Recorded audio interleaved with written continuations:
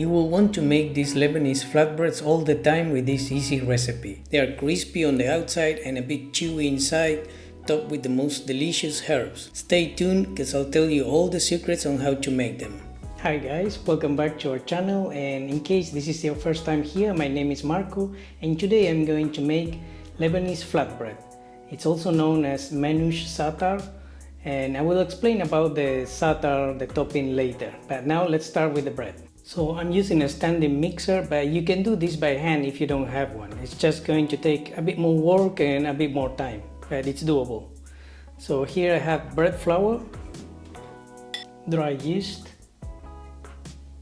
salt, a bit of olive oil, and a bit of honey. And now to this I'm going to add warm water. Now with the hook attachment, I'm going to mix this until it's incorporated and then knead for 10 minutes. Now for mixing, I always start with the first speed, number 1. And when you see the dough start detaching from the bowl, and means everything is properly mixed, and now I'm going to start the 10 minutes of kneading. And for that, I take it to the next speed, number 2.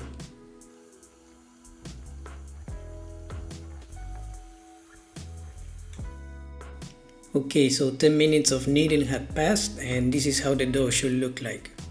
Hold your hands so that the dough doesn't stick to them. Now I'm going to form the dough into a ball and put it on this grease bowl. Then I will cover it with a cling film and let it rise until it doubles in size. It will take approximately 1 hour, but it depends on your kitchen temperature.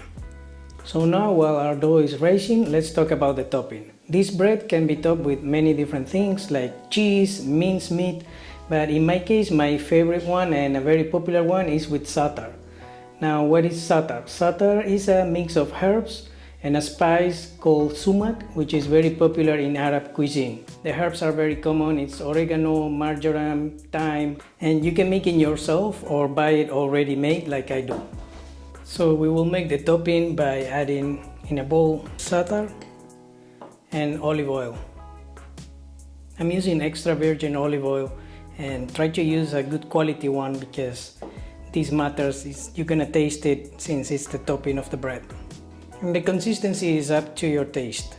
I like it in this consistency, but if you like it thicker, add less oil, and if you like it a bit more loose, add a bit more oil.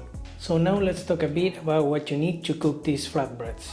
Originally they used this metal dome, and it's wonderful. The bread looks very rustic and beautiful, but we don't have those at home. So the method that we find is the most close to that rustic look is using a pizza stone. While the dough is rising, about 30 minutes in, I recommend that you start your oven with the pizza stone in.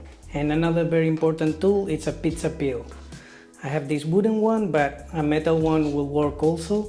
And if you don't have one, you can use a cooking sheet upside down and use it to slide, or the removable bottom of a cake pan and use it to slide the bread. Another way of cooking this at home is with an iron cast. You can use this method. I prefer the oven because I find it easier and more reliable, but this is also a valid method. What I recommend is heat it very hot until it's smoking hot, then put the dough with no oil, no anything, and wait until the dough is golden on the bottom, then flip it and then put the za'atar on top and cook the other side. So this is how the dough should look like after it's been risen to double its size. My dough's been rising for about 1 hour, and on a flour table I'm going to put this dough, and we're going to just lightly knead it just to knock the air out. I'm gonna shape it into a log because I will be cutting this into 6 equal portions. And now each of these parts I'm going to form into a ball. Tuck this inside and tuck it inside with both of your hands, and then you can flip it on the palm of your hand like this and start pinching up until you get something like this. Then I'm gonna put it on a flour surface and cover it. Keep it covered so that the dough doesn't dry out. Another way you can do to form into a ball is tuck it a bit inside with your hands like this, and then just put your hand like a cat claw, like a cat paw like this, and then just roll it like this on the surface. Just do like this. This is the movement that you're doing with your hand, and you get more or less the same result. I'm going to start pressing with my fingers like this. I'm going to use a rolling pin to finish rolling it thin. So you should try to roll it until it's about 4 millimeters thin, but this also is depending on preference.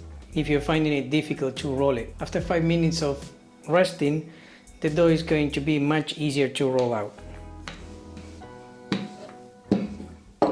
I'm going to put some flour on the pizza peel.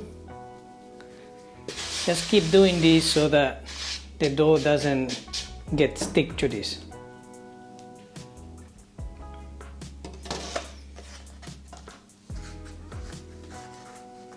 We put it all over like this. This is also according to taste, and we make sure that the dough is loose like this. Now I'm going to take it to the oven that is preheated with the stone at 500 Fahrenheit, and I'm going to cook this for about 5 minutes.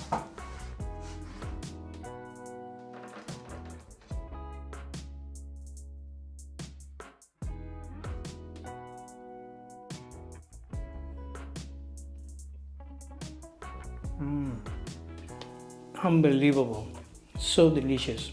You need to try this. If you like flatbreads, check out our Malaysian flatbread next. See you next time.